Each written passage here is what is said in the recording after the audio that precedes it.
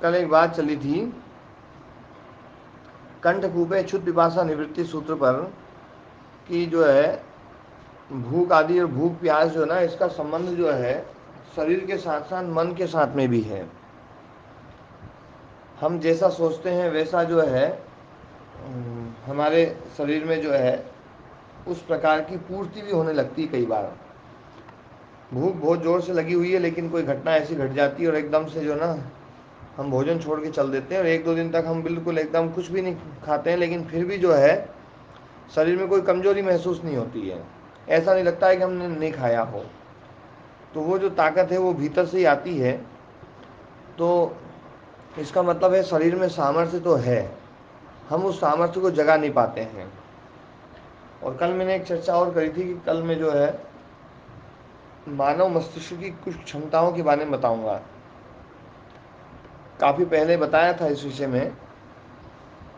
हमारा जो मस्तिष्क है वो मस्तिष्क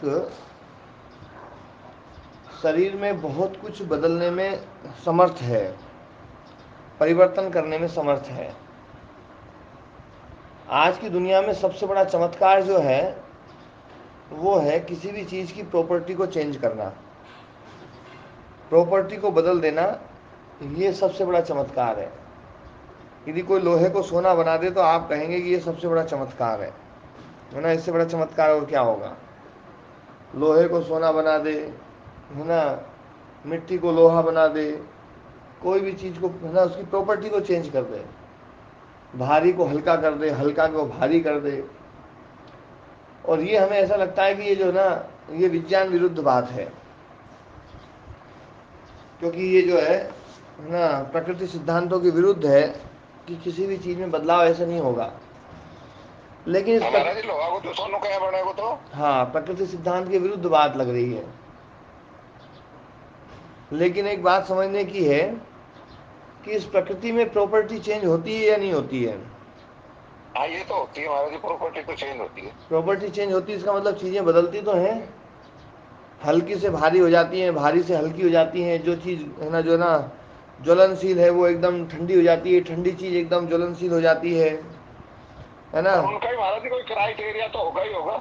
नहीं, अब वो तो प्रकृति क्राइटेरिया सिद्धांत तो की उनका बात भी है। होगा। वो तो क्राइटेरिया, वो तो जो है ना, जो अपने सामने हो गया उसको अपन क्राइटेरिया में ले लेते हैं। जो अपने सामने नहीं हुआ उसको अपन कहते हैं ये हो ही नहीं सकता है।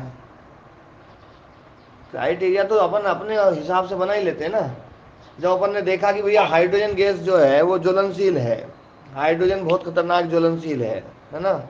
ऑक्सीजन जलने में सहायक है, बहुत खतरनाक जलने में सहायक है। यदि लिक्विड फॉर्म में यदि ऑक्सीजन यदि किसी उस पर डाल दिया जाए तो फट से एकदम से भयंकर विस्फोट होगा, इतनी तेज जलाती है वो। तो ऑक्सीजन जलाने में सहायक है, हाइड्रोजन जलने में ज्वलनशील है, और दोनों मिलकर के पानी बन जाता है। वो पानी जो ना आग को बुझाता है। बिल्कुल प्रॉपर्टी चेंज हो गई कि नहीं हो गई। हाँ महाराज जी, ये सिद्ध हो गया क्राइटेरिया के बाद भी खिड़की खुली रखनी चाहिए हमें। मतलब क्राइटेरिया तो हम अपने हिसाब से बना लेते हैं फिर। हाँ बना लो, पर खिड़की फिर भी खुली रखनी चाहिए। हाँ, आपके सामने पानी नहीं होता और आपको कोई कहता कि हाइड्रोजन जैसी ज्वलनशील पदार्थ वस्तु मतलब गैस को जो है ना मैं एकदम लिक्विड बना दूंगा और एकदम पानी मतलब वो आग बुझाने का काम करेगा, ऐसा जो है ना बना दूंगा, तो आप कहते बोले भैया ऐसा संभव नहीं है। हाँ कि बिल्कुल महाराज जी, ऐसा ही कहा है जाएगा ना। सामान्य तौर। तो ये तो क्या है, आपको पानी दिखाई दे रहा है, लोगों ने बोल दिया भैया पानी में दो परमाणु है, एक ऑक्सीजन ना, ऑक्सीजन के दो परमाणु, हाइड्रोजन का एक परमाणु ना, हाइड्रोजन के दो परमाणु, ऑक्सीजन का एक परमाणु, है ना। तो इसलिए जो है ना हमने उसको मानना पड़ रहा है हमें। तो मतलब देखो, हाइड्रोजन जो है ना इतनी हल्की गैस है, ऊपर उड़ती है, और है जो है उसी से पानी बनता है, और वो पानी कितना नीचे बहता है और कितनी जोर से तबाही मचाता है, साथ में पहाड़ों को, पत्थरों को, पता नहीं क्या क्या को बहा ले जाता है ना। मकान के मकान बह करके चले जाते हैं पानी के अंदर, बड़े बड़े पुल जो है ना इसके अंदर बह करके चले जाते हैं, बड़ी बड़ी गाड़ियां, यहाँ तक कि जो है ना पोकलेन मशीन। मैंने देखा था एक बार गंगा जी में पोकलेन मशीन जो है ना, मतलब जो बही हुई उसका अवशेष बचा था। उसके मतलब उसके जो लोहा उसका कितना मजबूत होता है, उस लोहे को भी तोड़ मड़ोड़ करके सीधा मतलब ऐसा कर दिया था, मतलब हाँ, जैसे कैसे मोड़ा होगा इसने, इतना भयंकर रूप से जो है ना उसको पार्ट सब खोल खाल करके पता नहीं कहाँ कहाँ कोई सा जो ना उसका जो बकेट था, वो जो सूंड होती वो एक कहीं पड़ा है, वो कोई सी चीज़ कहीं और कोई सी चीज़ पता नहीं कहाँ बह गई। और जिसमें ड्राइवर बैठता वो केबिन तो मिला ही नहीं। चेन वेन सब खोल खाल के किधर किधर कहाँ कहाँ पटक दी। तो कितना उसमें वेग हो गया। और अपन ऐसा सोचे भैया कि है ना हाइड्रोजन जो है ना, वो कर दे, हाइड्रोजन ऐसे थोड़ी करेगा, हाइड्रोजन या ऑक्सीजन हवा ऐसे थोड़ी कर सकती है। वो पानी ने एकदम फट से कर दिया काम। तो वो मतलब जो है उसकी प्रॉपर्टी चेंज होने के बाद में उसके गुण में कितना परिवर्तन आ गया, गुणों में परिवर्तन आ गया। इसी प्रकार से हम देखते हैं कि मिट्टी में जो प्रॉपर्टी है, मिट्टी की प्रॉपर्टी को पौधों की जड़ें जो है वो बिल्कुल बदल करके, और किसी में इमली मतलब है ना खटास पैदा कर देती है, किसी में है ना मिठास पैदा कर देती है, किसी में कड़वापन, किसी में तीखापन, ये सब जो है ना, ये सारे के सारे जो है ना प्रॉपर्टी चेंज इस प्रकृति में निरंतर हो रही है। हो रही कि नहीं हो रही है?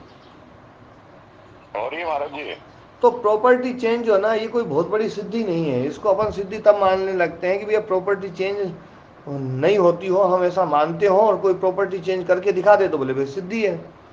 और ये प्रॉपर्टी चेंज इस प्रकृति में सामान्य रूप से सहज रूप से हो रही है।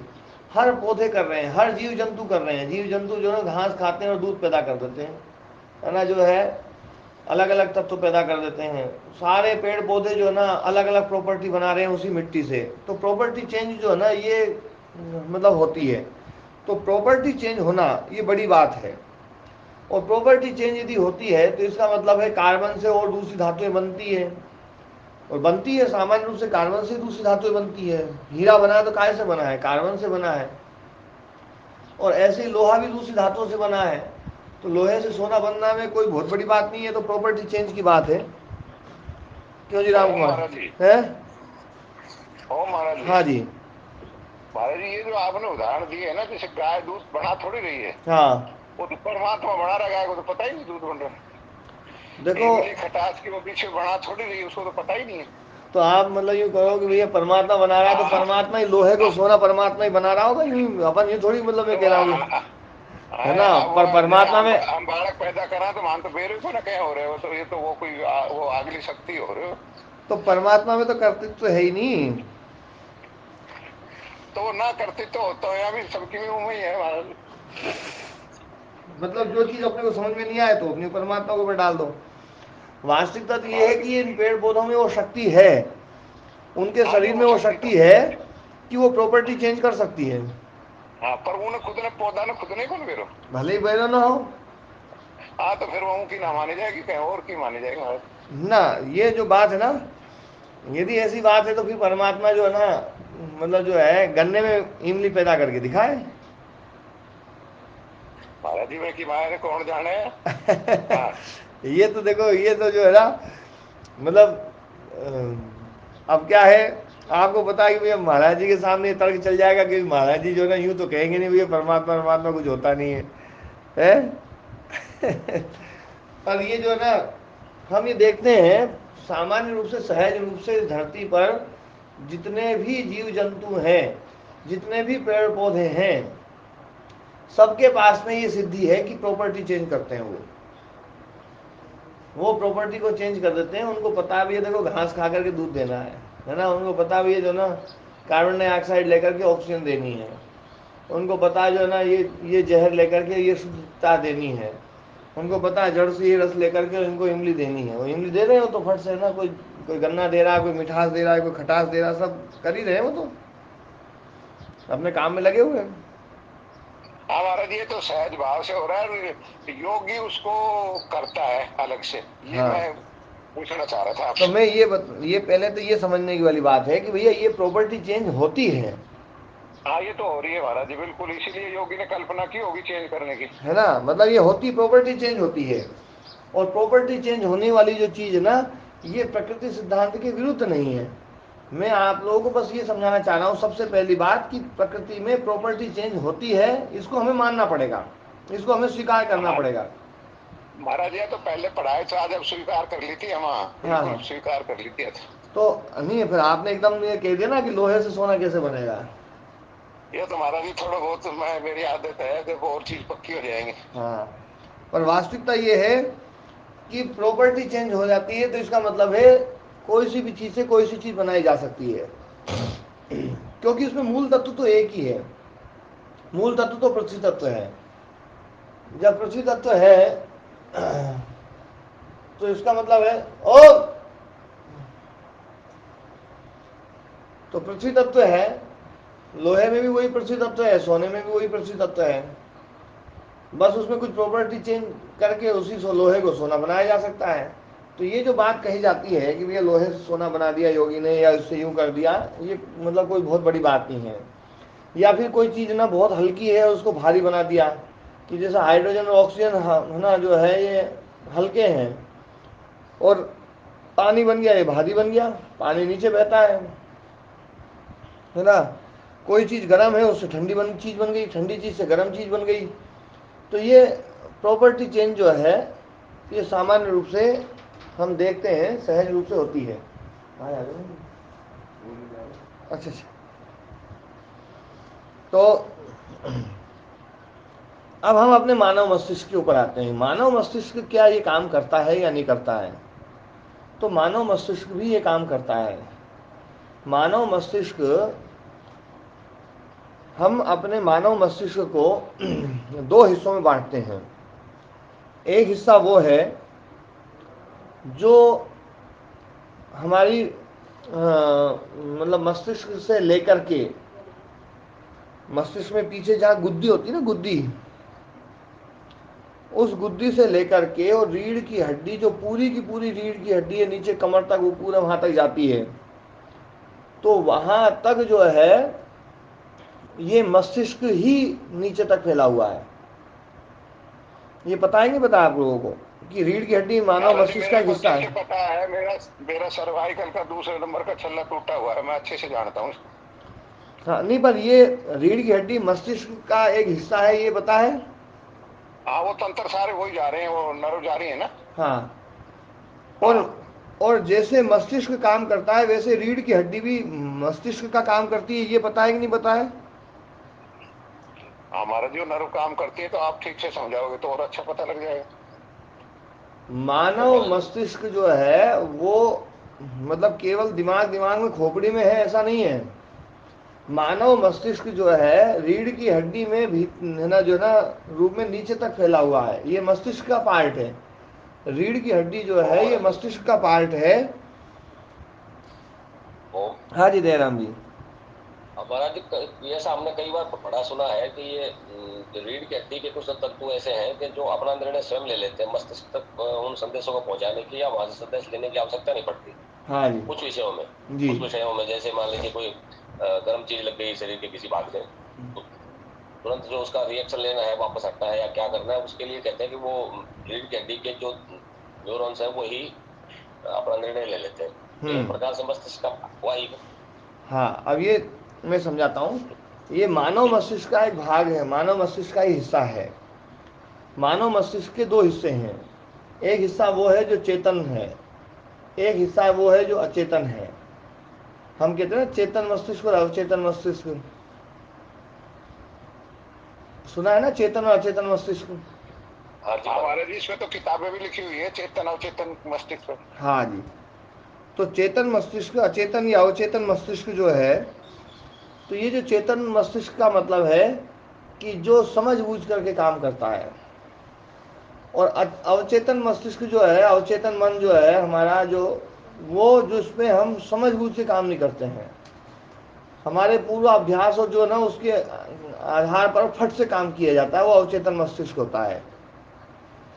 जैसे हमारा पैर कांटे के ऊपर पड़ा, तो कांटे के ऊपर पड़ा तो पड़ते ही जो है ना, एक तो प्रोसेस ये है कि सूचना जाए मस्तिष्क में, मस्तिष्क सोचे भैया कांटा बहुत नुकसानदायक है, कांटा यदि शरीर में घुस गया तो बहुत दर्द करेगा और बड़ा गड़बड़ करेगा, फिर उसको निकालना पड़ेगा, इसलिए है पैर तुम है ना कांटे से जल्दी से अपने पैर को हटाओ। और फिर पैर हटाए और एकदम से जो है ना इतनी बड़ी लंबी प्रोसेस हो, इतने में तो कांटा घुस जाएगा, वो बहुत जोर से घुस जाएगा और सब कुछ हो जाएगा काम। क्या ऐसा तो नहीं होता ना? तुरंत निर्णय होता है महाराज जी, ऐसा नहीं होता। ऐसा नहीं होता है। तो इसमें मतलब ये चेतन मस्तिष्क काम नहीं कर रहा है। चेतन मस्तिष्क काम करेगा तो सोच विचार के काम करेगा। अवचेतन मस्तिष्क काम करेगा तो फट से जैसे ही कांटे पे पैर पड़ा जितना घुस गया वो घुस गया, बाकी एकदम फट से पैर हटाएगा। और कई बार ऐसा होता है कि ज़्यादा अभ्यास होने पर कांटा छूते ही जो है ना आदमी पैर हटा लेता है एकदम, ऐसी स्थिति होती जी बात होती है ना। तो है ना जो है ये जो काम किया गया है ये रीढ़ की हड्डी के द्वारा काम किया जाता है। मच्छर ने काटा, फट से हमने मार दिया। हम ये नहीं सोचते हैं भैया मच्छर काट रहा है, इससे ये हो जाएगा, यूं हो जाएगा, मलेरिया हो जाएगा, नुकसानदायक है, इसलिए हे हाथ उठो तुम और इसको मारो, और फिर हाथ उठता है और मारता है। इतनी प्रोसेस नहीं होती है। एकदम मच्छर ने काटा, फट से हमने मारा, है ना जो है। कोई गर्म चीज़ से छुआ और छूते एकदम फट से हमने अपने हाथ को तुरंत हटाया। तो ये जो है ना, ये सारे काम जो है ये हमारे अचेतन मस्तिष्क के हैं। ये रीढ़ की हड्डी से काम होते हैं। इनका परसेंटेज जो है ना 93% है। 93% कार्य जो है वो हम अचेतन मस्तिष्क से करते हैं, केवल 7% कार्य ही हम चेतन से करते हैं। और ये जो है ना, ये 7% और 93% का जो रेशो है ये अलग अलग व्यक्ति का बढ़ता और घटता रहता है। जो बहुत ज़्यादा है ना विचारशील है वो अपने 7% को जो है ना बढ़ा करके 8 कर देगा, 9 कर देगा, वो बढ़ा सकता है। योगी इसको बहुत ज़्यादा बढ़ा लेता है। तो जो अचेतन मस्तिष्क है ये भी मस्तिष्क का ही पार्ट है, चेतन भी मस्तिष्क का पार्ट है, ये हमने समझा। अब उसके बाद में थोड़ा सा और हम आगे समझते हैं। मान लीजिए हमारे शरीर में कोई केमिकल ऐसा है जो हमारे शरीर में कहीं पर भी नहीं है। मैंने एक उदाहरण दिया था एड्रीनलिन केमिकल। एड्रीनलिन केमिकल जो होता है वो हमारे शरीर में कहीं पर भी ऐसे सामान्य रूप से मौजूद नहीं होता है। एड्रीनलिन केमिकल क्या करता है, वो यदि शरीर में आ जाए तो शरीर की जो नस नाड़ियाँ हैं, शरीर की जो मांसपेशियाँ हैं, शरीर के जो अंग प्रत्यंग हैं, उनकी ताकत को कई गुना बढ़ा देता है वो। इसलिए डोप टेस्ट होता है, वो जो डोप टेस्ट होता है उनका जो खिलाड़ियों का, आपने सुना होगा डोप टेस्ट जो ना उसमें फेल हो गया, कोई पास हो गया, तो उसमें क्या होता है कुछ इंजेक्शन ऐसे दिए जाते हैं, कुछ केमिकल ऐसे चढ़ाए जाते हैं, उसमें एड्रेनलिन केमिकल ही होता है जो हमारे शरीर की ताकत को बढ़ा देता है। और बढ़ा करके जो है, और वो जो आदमी मतलब 125 किलो वजन उठाने वाला है, वो 125 किलो वजन वाला जो है वो उसको जो है 150 किलो वजन उठा लेगा, वो और भी ज़्यादा उठा सकता है। वो एड्रेनलिन केमिकल की क्षमता जो है ना उसके आधार पर जो है ना, तो है ना एड्रेनलिन केमिकल शरीर की स्नायु को, शरीर के जो ना नस नर्व्स को, उसके जो ना मांसपेशियों को, उनके एक एक अंगों को पावरफुल बना देता है। लेकिन हमारे शरीर में वो मौजूद नहीं होता है।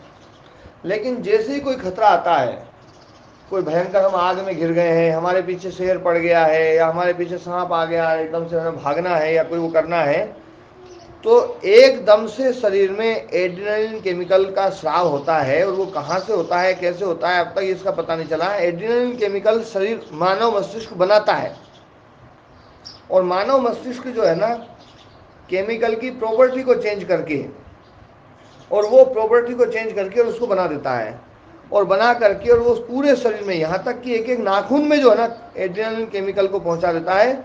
और जिसके कारण से नाखून से आदमी जो है ना ऐसे ऐसे काम कर देता है, मतलब जो है ना कि सामान्य रूप से आदमी नाखून से ना कुछ करे तो मतलब वो नहीं होता, लेकिन नाखून से कई बार आदमी जो है ना दूसरे आदमी को फाड़ देता है।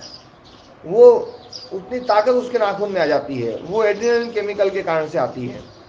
तो शरीर में जो है ना प्रॉपर्टी चेंज करने का काम। हाँ जी, वो नाखून भी मजबूत हो जाता है क्या उससे? हाँ, उसमें नाखून मजबूत हो जाएगा, हड्डियां मजबूत हो जाएंगी, सब चीज़ों में जो है ना एक विशेष मजबूती आ जाती है। और वो जब जाएगा ना तो फिर उसके बाद फिर वापस आदमी जो है ना ऐसी सी दीवार कूद जाता है कि सामान्य रूप से कूदे तो कभी कूद नहीं सकता है। ऐसे परीक्षण हुए हैं, शेर पीछे पड़ा, आदमी वो दीवार कूद गया, उसके बाद में फिर उसको सामान्य रूप से वहां ले जाकर के बोले भैया इस दीवार को कूद के दिखाया, वो कूद ही नहीं पाया। डर के मारे कूद जाता है ना गुरु जी, है डर के मारे कूदता है, डर के मारे भागता है। डर के मारे भागता है, तो शरीर में जो ताकत आती है ना, वो ताकत कहाँ से आती है उसका एक मैं वो बता रहा हूँ कि ताकत जो है ना, है तो भय जरूर, भय के कारण से हमारे शरीर में जो केमिकल का जो रिसाव होता है, वो केमिकल का रिसाव के कारण से जो है ना ये सारा कुछ हो रहा है। और केमिकल जो है ना वो बनाने का काम मानव मस्तिष्क कर रहा है। इसका मतलब है कि मानव मस्तिष्क प्रॉपर्टी को चेंज कर देता है। मानव मस्तिष्क शरीर की क्षमता को बढ़ा देता है। मानव मस्तिष्क में ये क्षमता है। और मानव मस्तिष्क जब है ना जो है हमारे शरीर में किसी भी प्रॉपर्टी को चेंज करने की ताकत रखता है, तो मानव मस्तिष्क को की ये शक्ति तो है कि वो वस्तुओं की प्रॉपर्टी को चेंज कर सकता है। अब उस शक्ति का प्रयोग हम अपने शरीर पे भी करें या उस शक्ति का प्रयोग हम बाहर करें, ये बात की बात है। एक एक क्रिया होती है रेखी क्रिया। मानव मस्तिष्क जो है ना अपनी तरंगों से चम्मच को मोड़ देता है। ये सुना होगा ना आप लोगों ने? हाँ सुना है महाराज जी। हाँ जी, मदन मोहन जी।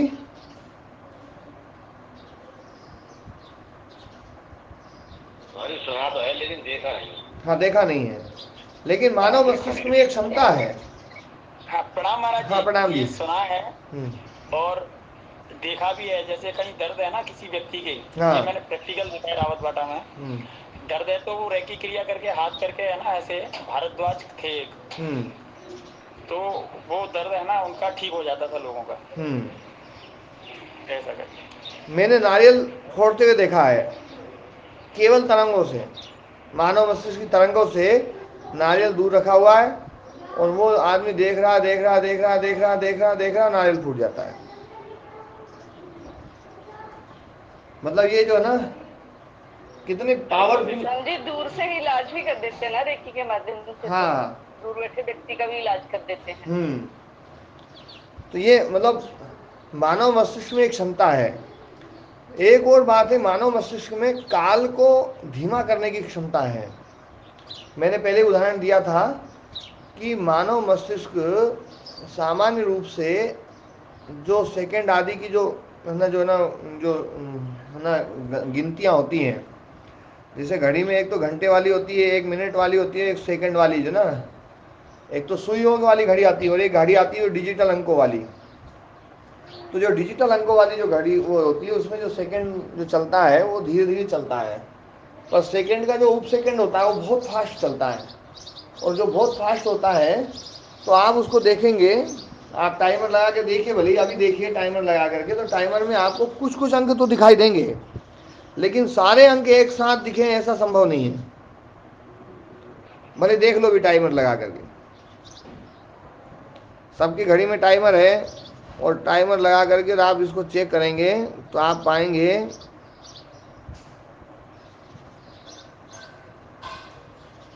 देखो टाइमर में देख रहा हूं तो ना जो है अंक दिखाई तो दे रहे हैं पर क्रम से नहीं दिखाई दे रहे हैं। देखा आप लोगों ने? देख लिया स्वामी जी? हाँ नहीं दिख रहे हैं स्वामी जी। है ना, मतलब कुछ कुछ अंक तो दिखाई दे रहे होंगे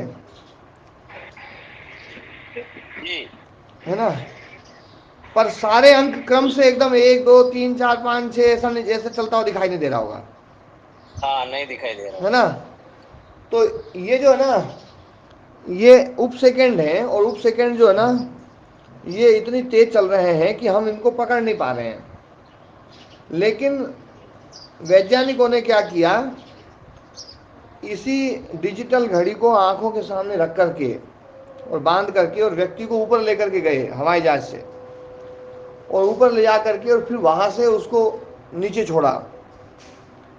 तो नीचे छोड़ा जब, तो वहां से जब छोड़ते हैं तो एकदम से आश्चर्य ये हुआ कि जो अंक यहाँ पर दिखाई नहीं दे रहे हैं, बहुत तेज गति से चल रहे हैं, वो वहां पर जैसे ऊपर से छोड़ा गया तो ऊपर से छोड़ते ही वो अंक बड़े धीरे धीरे चलते हुए दिखाई दे रहे हैं। 1 2 3 4 5 6 ये ऐसे दिखाई देते हैं। जो टाइमर हमें दिखाई दे रहा है ना, यदि ये टाइमर हम जो ना मतलब हवाई जहाज से ऊपर से जब गिरेंगे ना तो एकदम से हमारे शरीर में जो परिवर्तन होगा, एकदम भय होगा, बहुत कुछ वो होगा कि अब तो गिरने वाले और मरेंगे और क्या करें क्या करें। और उस समय जो है ना तो बिल्कुल एकदम टाइम धीरे हो जाता है।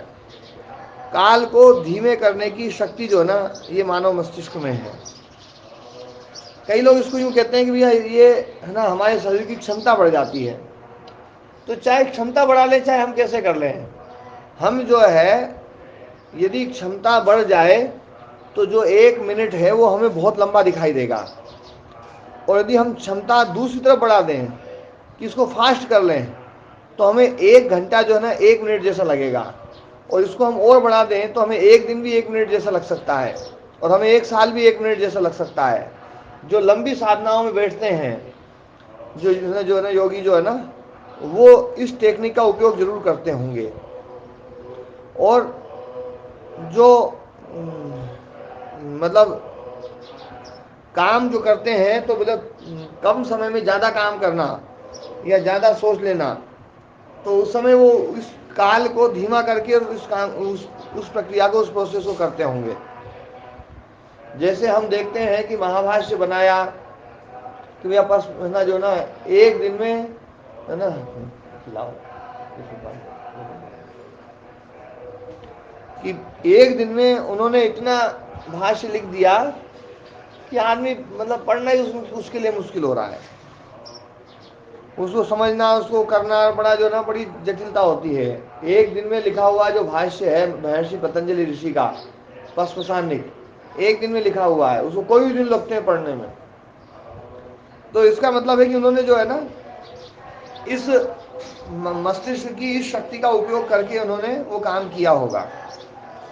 तो ये मतलब ये शक्ति जो है ये दोनों तरफ जाएगी, समय को धीमा भी किया जा सकता है, समय को फास्ट भी किया जा सकता है, और समय को धीमा और फास्ट करके वो अपने काम कर सकते हैं।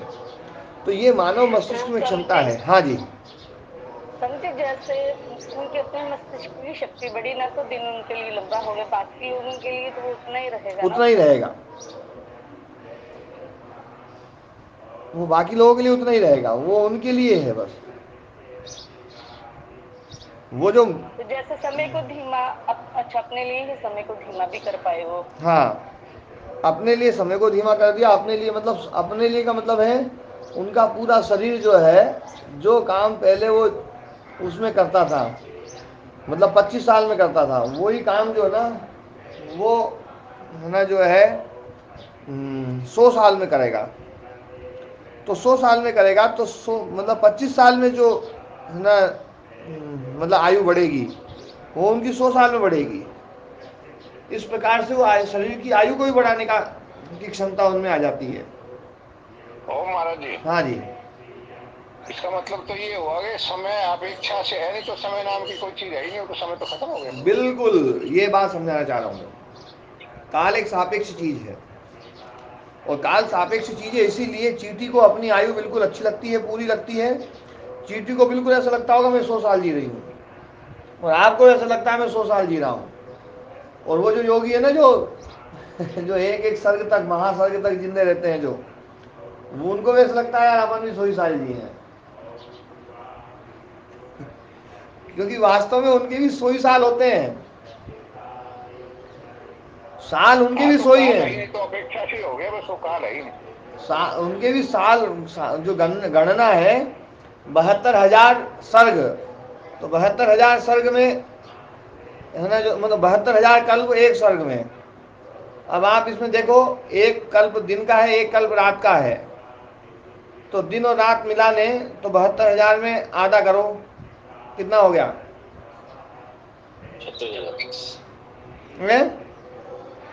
36,000। 36,000।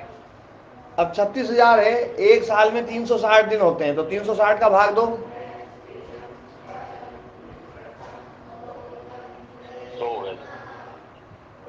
तो 100 साल हो गए। 100 साल गुणा 360 गुणा दिन और रात बराबर हो गया 72,000। गुरु जी, जब हम उनको अपना उनका काल यदि हम इतना लंबा बताते हैं तो हमारी हमारी अपेक्षा से है, बस हमारी अपेक्षा से बहुत लंबे हैं, जी उनकी अपेक्षा लंबे नहीं है। इसलिए जो लोग ये कहते हैं ना कि इतने लंबे काल घंट तक वो आनंद लेगा, वो लेगा, ये सब जो है ना, वो बस वो एक जीवन तक आनंद लेगा, ये बात कहना चाहिए जी कि भैया एक जीवन तक 100 साल, 100 साल आनंद लेगा वो।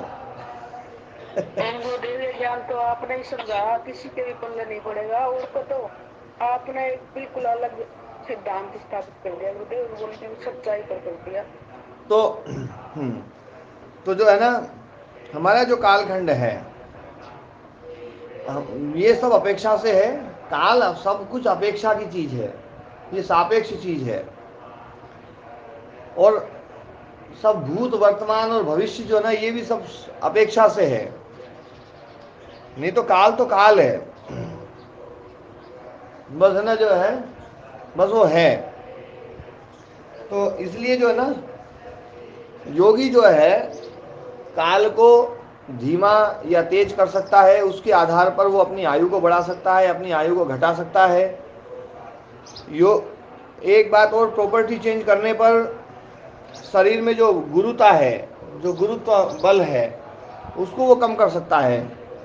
जैसे हाइड्रोजन और ऑक्सीजन का जो है ना गुरुत्व कम है और इधर पानी बन गया तो गुरुत्व बढ़ गया। तो प्रॉपर्टी चेंज होने पर गुरुत्व बढ़ जाता है, प्रॉपर्टी चेंज होने पर गुरुत्व घट सकता है। तो योगी वो काम कर सकता है। ये हमारे मानव मस्तिष्क में एक क्षमता है कि वो प्रॉपर्टी को चेंज कर सकता है ना। तो यदि गुरुत्व कम हो जाएगा तो शरीर जो ना उड़ने लग जाएगा। ये कहा जाता है कि योगी कांटे के ऊपर बैठ सकता है। तो कांटे के ऊपर बैठ सकता है, जब जिसमें वजन ही नहीं हो तो बैठ सकता है ना, क्यों जी? बिल्कुल महाराज जी, सही बैठा दियो। हाँ, संभव तो लगता है जी। पानी के ऊपर चल सकता है वो, पानी के ऊपर चलने में क्या दिक्कत है उसको? ये पानी से यदि उसके गुरुत्व कम हो जाएगा तो बिल्कुल चलेगा। पानी से यदि उसका वेट कम हो जाएगा, अपेक्षित जो घनत्व है वो हाँ, कम हो जाएगा तो बिल्कुल चलेगा। तो ये सब चीजें जो है ना, मतलब ये ऐसा नहीं है कि इसको ना असंभव या प्रकृति सिद्धांत के विरुद्ध ऐसा मानना। ये तो है ना क्या है, जिनने अपनी खिड़की बंद कर ली है तो उनको बिल्कुल लगता ही हो तो बिल्कुल पक्का है, कोई उसमें है ना उनको कोई समझा भी नहीं सकता जिनकी खिड़की बंद है। पर यदि खिड़की खुली हुई है तो आदमी समझ तो सकता है कि यार प्रकृति में ये सब चीज़ें सामान्य रूप से सहज रूप से हो रही हैं। तो हाँ, मतलब हमारे शरीर में होने में क्या दिक्कत है? जब एक नीम का पेड़ ये काम कर सकता है तो मनुष्य शरीर तो बहुत, ये कहते हैं कि भगवान की सबसे श्रेष्ठ रचना है। गुरुजी, हाँ, तो ये जो जादूगर है कहाँ, ये लोग भी इनमें कोई शक्ति होगी? हाँ, ये भी कुछ सिद्धियां हैं। एक तो हाथ की सफाई है, आपको बेवकूफ बनाना, और एक जो है ना वो पदार्थ विद्या करते हैं, पदार्थों की विद्या को जान करके पदार्थों से भी जादू दिखाते हैं, दूसरा। और तीसरा ये कि सिद्धियों के द्वारा जादू होता है। सिद्धियों के द्वारा जादू दिखाने वाले लोग कम होते हैं। अब जैसे वो बागेश्वर धाम वाले हैं, अब वो उनमें चाहे उनका जीवन कैसा है क्या है, उससे मैं वो मतलब वो उस पर मैं यूँ नहीं कह रहा हूँ कि भैया वो बहुत बड़े योगी हैं, कोई बहुत बड़े वो हैं, लेकिन उनके भीतर एक सिद्धि ये जो है ना जन्म से है कि ना जो है, और वो उस सिद्धि वो बहुत छोटी सी चीज़ है, बहुत थोड़े लोगों का वो। कोई पहले जन्म का होगा गुरुजी, कुछ उनका संस्कार। हाँ, वो जो भी है वो ना जो है, तो बड़ा जो है ना वो बड़ी सिद्धि बन रही है लोगों में अब। जबकि तो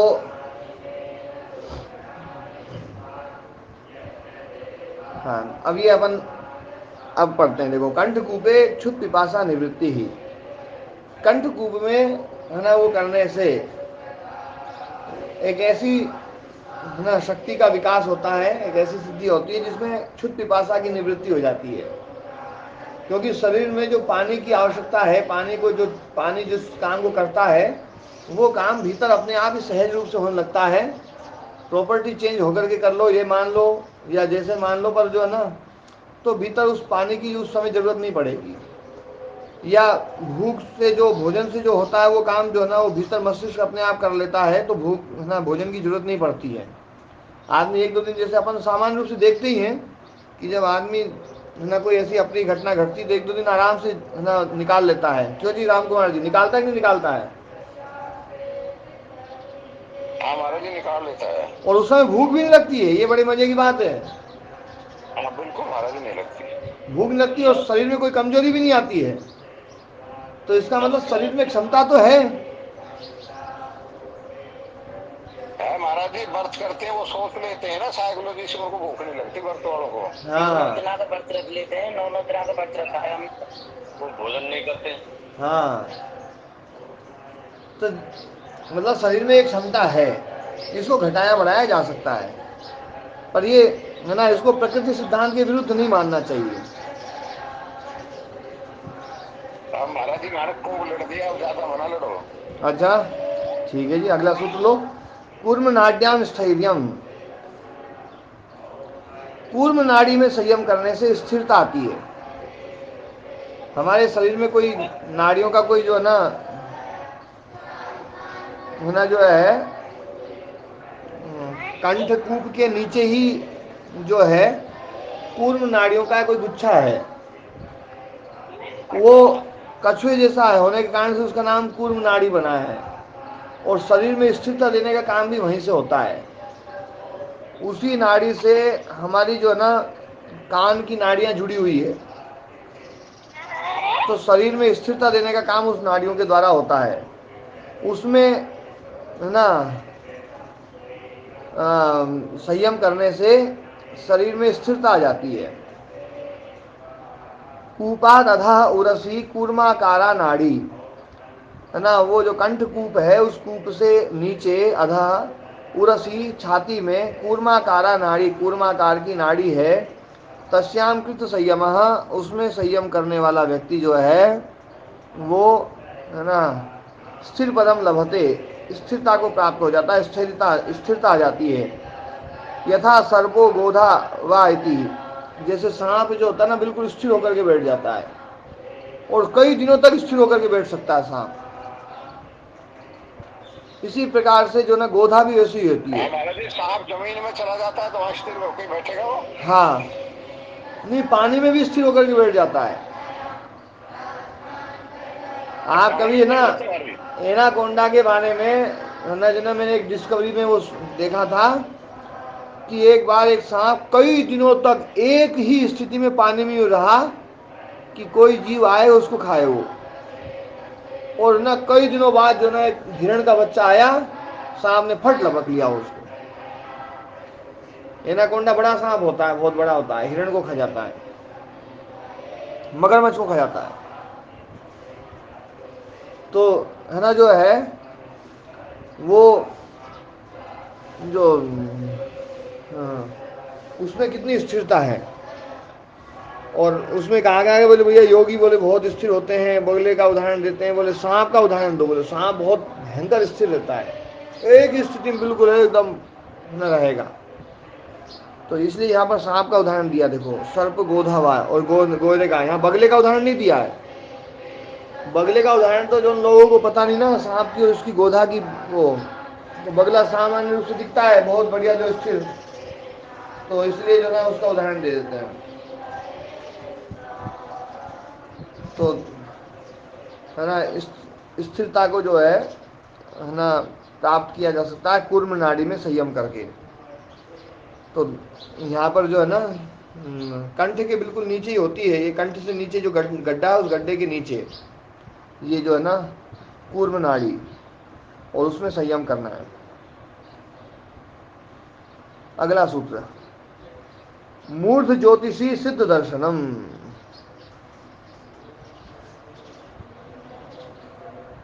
मूर्ध ज्योति जो है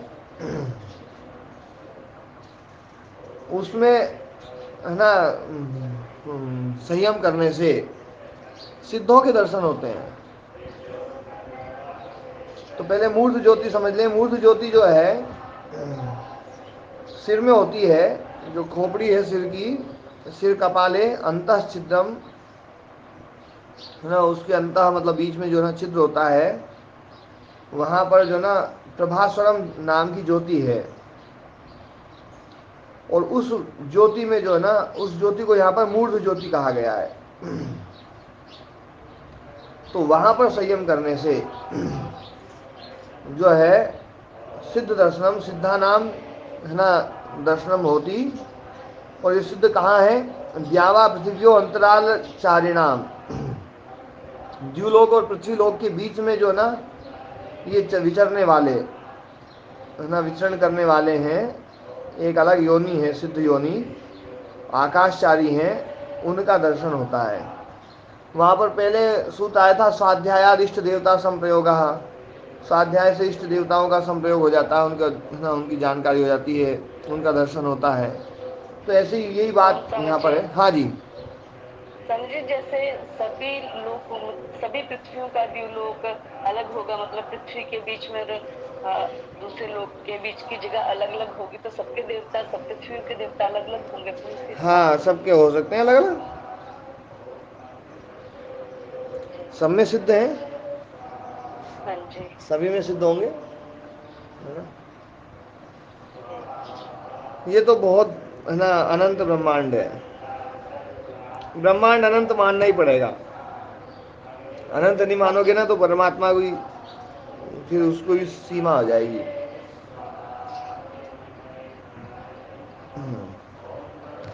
तो ये मूर्त ज्योतिषी सिद्ध दर्शनम। आज पाठ इतने करें।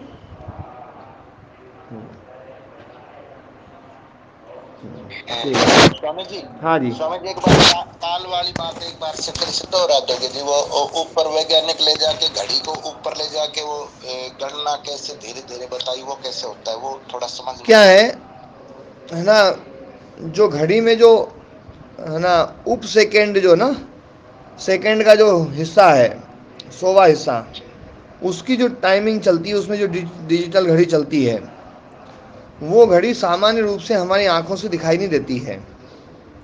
उसके अंक जो ना 1 2 3 4, उसमें जो ना क्रमिकता नहीं दिखाई देती है।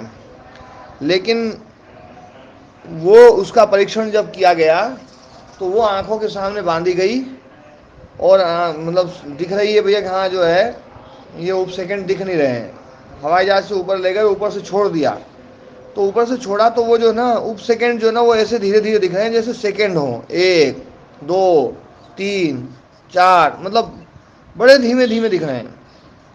तो बड़े धीमे धीमे दिख रहे हैं तो और भी धीमे हो सकते हैं वो। उस आदमी को ही छोड़ दिया जी आकाश। हाँ, उस आदमी को छोड़ दिया। ठीक है, गिरने वालों को दिख रहे हैं या गिरने वाले को, गिरने वाले को। ठीक है। हाँ जी, गिरने वाले को दिख रहे हैं। वो तो उसको पूरी सुरक्षा के साथ छोड़ा जाता है। जैसे वो धरती के करीब आता है तो उसका पैराशूट खुल जाता है फिर वो। ठीक है सर। हाँ जी, एक प्रश्न पूछना चाहूंगा।